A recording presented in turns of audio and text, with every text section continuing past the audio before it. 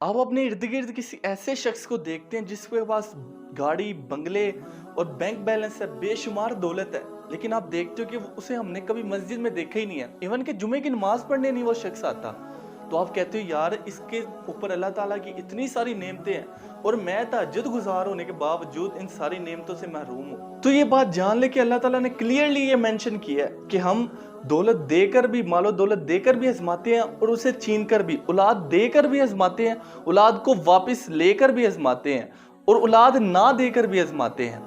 और इसी तरह सेहत और फरागत, नबी सल्लल्लाहु अलैहि वसल्लम ने फरमाया कि दो चीजें जिसकी इंसान कदर नहीं करता, अस्सेहत वल फरागा, सेहत और फरागत, इस चीज को भी हमने इंसान को दिया और उसको वापस लेकर भी हम आजमाते हैं। इस इंसान तंदुरुस्त है, अचानक कोई ऐसी बीमारी आ जाती है, तंदुरुस्ती में कितना शुक्रगुजार था और बीमारी आने के बाद कितना शुक्रगुजार है, ये इंसान के अल्लाह ताला के साथ मोहब्बत, अल्लाह ताला के डर से उसका अंदाजा लगाया जा सकता है। अब आप देखते हैं कि यार इस शख्स को ऐसी चीजें देखकर मुतासर नहीं होना। करून के पास कितना खजाना था, करून के पास इतना खजाना था कि उसके खजाने की चाबियां उठाने के लिए एक बहुत बड़ी जमात थी जो उसे लेकर जाती थी। आप उससे अंदाजा लगाएं कि उसका कितना खजाना था। तो लेकिन उसने हजरत मूसा अलैहिस्सलाम ने कहा कि अल्लाह ताला ने जो तेरे ऊपर एहसान किया है तो उसके जरिए लोगों पर एहसान कर। दौलत अल्लाह ताला की तरफ से एहसान है, लेकिन अगर इंसान उसके ऊपर सांप बनकर बैठ जाए, इंसान उसको सारा अपना ही समझे, उस पे गरीबों का हक गरीबों के लिए ना निकाले, तो वो हाल उसका करून वाला ही होना है।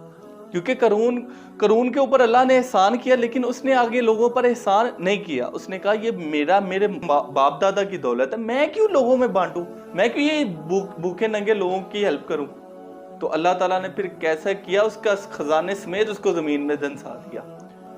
तो अगर कोई शख्स इस चीज पर फख्र करता है कि मेरे पास इतना बैंक बैलेंस है, गाड़ियां है, मालो दौलत है, मुझे किस चीज की कमी है, तो ये जान ले कि एक झटका लगता है इंसान के जमीन के ऊपर होने के और जमीन के नीचे जाने में। सिर्फ एक झटका, एक सेकंड लगता है कि इंसान हार्ट अटैक आया और नीचे। मालो दौलत कमाना, मालो दौलत के लिए कोशिश करना, उसको इकट्ठा करना, ये कोई बुरी बात नहीं है। आप लाखों करोड़ों कमाएं, लेकिन आप उसके साथ दिल ना लगाएं। आप अक्सर लोग देखते हैं वो हार्ट अटैक की वजह से मरते हैं क्योंकि उन्होंने दिल लगा लिया होता है मालो दौलत के साथ। आपके पास अगर है तो आप इस चीज से अंदाजा लगाएं कि आपका इसके साथ दिल लगा हुआ है या नहीं। आप देखें कि अगर मेरे पास ये आज है, कल नहीं होता, तो मैं कैसा हूं, मेरा बिहेवियर मुआशरे में लोगों के साथ कैसा है। अगर मेरे पास नहीं है तो कल को आ जाता तो मैं लोगों के साथ कैसा सलूक करता हूँ। इससे आप अंदाजा लगाएं कि मालो दौलत के साथ मेरी कितनी मोहब्बत है, कितनी चाहत है। मालो दौलत हजरत उस्मान गनी रजी अल्लाह तआला अन्हु के पास थोड़ा था, बेशुमार दौलत थी उनके पास। उनकी हमारे सामने कैसी पहचान है? क्या वो अपने उनके बड़े महल थे? क्या उन्होंने बड़ी बेहतरीन अपनी वो सवारियां रखी हुई थी? क्या वो बड़े ठाठ थे उनके चलने फिरने में? नहीं, इंतहाई आजिज। उनकी हमारे सामने जितनी भी मिसालें आई हैं उनकी एज आ मालदार होने की, वो यही है कि उन्होंने अल्लाह के रास्ते में इतना खर्च किया। 100 ऊँट दे दिए, 900 ऊँट दे दिए, 100 घोड़े दे दिए, मालो दौलत समेत इतनी अशरफिया दे दी। और उसी वजह से अल्लाह ताला के रसूल सल्लल्लाहु अलैहि वसल्लम ने उन्हें बेशुमार मौक़ों पर जन्नत की बशारत दी। अगर आप मालो दौलत के कमाने के साथ उससे दिल लगा लेते हैं तो फिर वो आपके लिए वबाल बनेगा।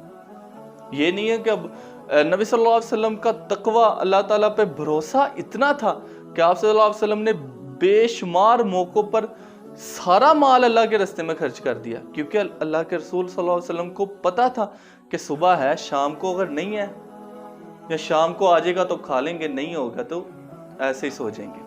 हमारा इतना तकवा नहीं है, हम उतना संभाल लें, उतना रख लें, उतनी कोशिश कर लें।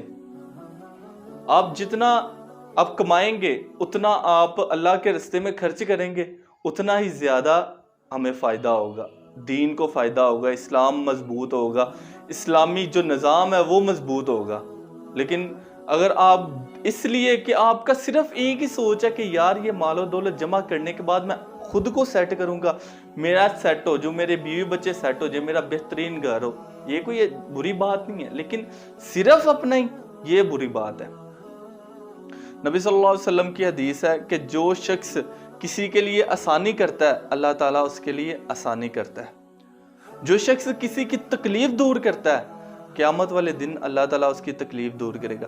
دنیا کی تکلیف جتنی مرضی بڑی ہے، کل قیامت کے دن کی تکلیف سے بہت ہی چھوٹی ہے۔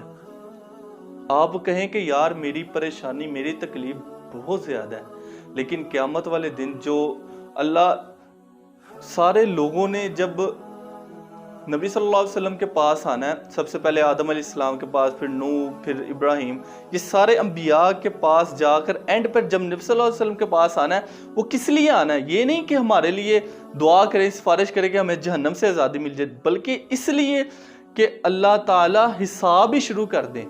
اتنی بڑی آزمائش اس وقت کی ہونی ہے، اور جو شخص دنیا میں لوگوں کے لیے آسانیاں کرتا ہوگا، ان کی مشکلات حل کرتا ہوگا، اللہ تعالیٰ اس کے لیے کل قیامت والے دن جو بڑی بڑی تکلیفات ہوں گی، مشکلیں ہوں گی، اس میں اللہ تعالیٰ آسانیاں کرے گا۔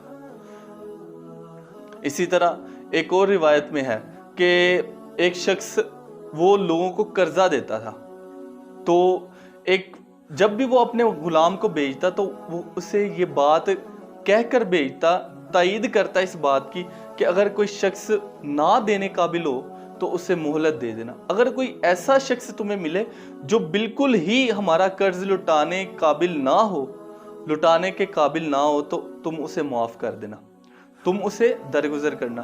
تو رسول اللہ صلی اللہ علیہ وسلم نے فرمایا کہ جب وہ شخص اللہ کے پاس جائے گا تو اللہ تعالیٰ بھی اس سے درگزر کرے گا۔ مال و دولت کماؤ، لوگوں کے لیے آسانیاں کرنے کے لیے کماؤ، مال و دولت کو اکٹھا کرو، اکٹھا کر کے لوگوں کے اندر تقسیم کرو۔ اللہ تعالیٰ سمجھنے کی، عمل کرنے کی توفیق عطا فرمائے۔